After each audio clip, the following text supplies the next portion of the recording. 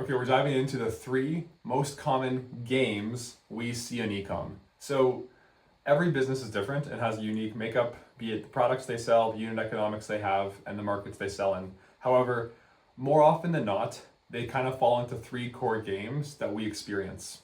So the first game is going to be the high LTV game.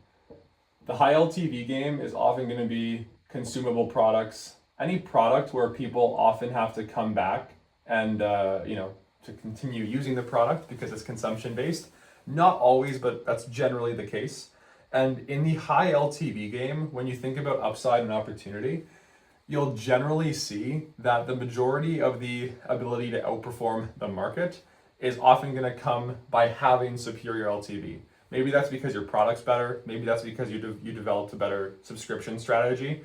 But it's not abnormal for brands to see things like my first order AOV is $80 and my 12-month LTV is $250. So naturally, there's more contribution margin dollars post first purchase that get created.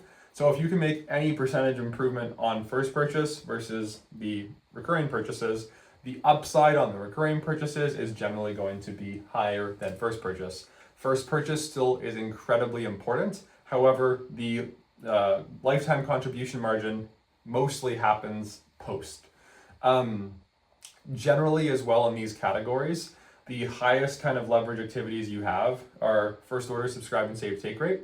On the retention side, focusing on how you think about ascending people to either adding more to the recurring orders and or complementary products.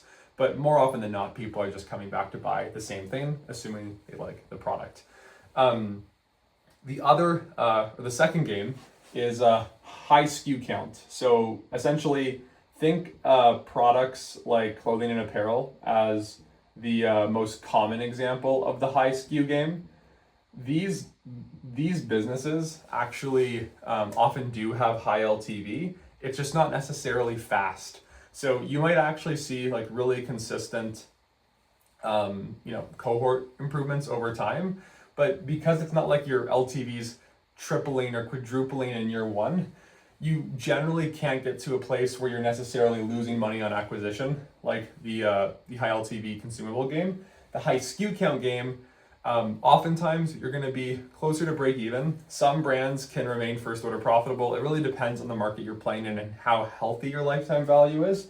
But in this game, one of the most important things you have to keep in mind is you kind of have to keep launching more product, especially in clothing and apparel. One of the benefits that a consumable product has is oftentimes there's sometimes less need to come out with like the next consumable product. Eventually, everyone has to do product expansion.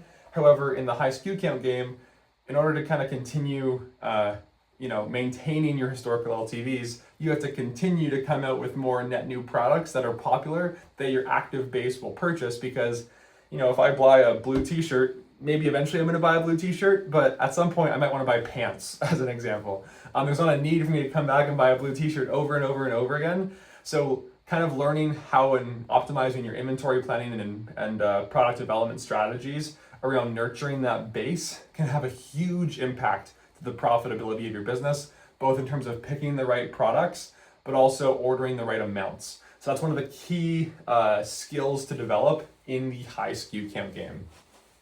The third most common game, I'm gonna call the one-time purchase game. Now that's not to say all your customers are only going to purchase one time, but the vast majority of the value gets captured on that first one-time purchase.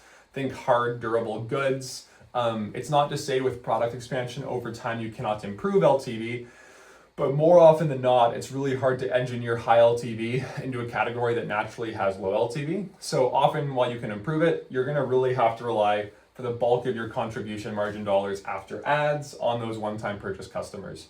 When that is the case, we often see two things happen.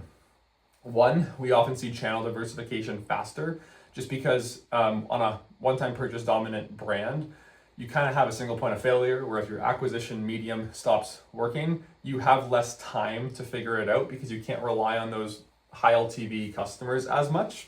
So channel diversification becomes a focus faster.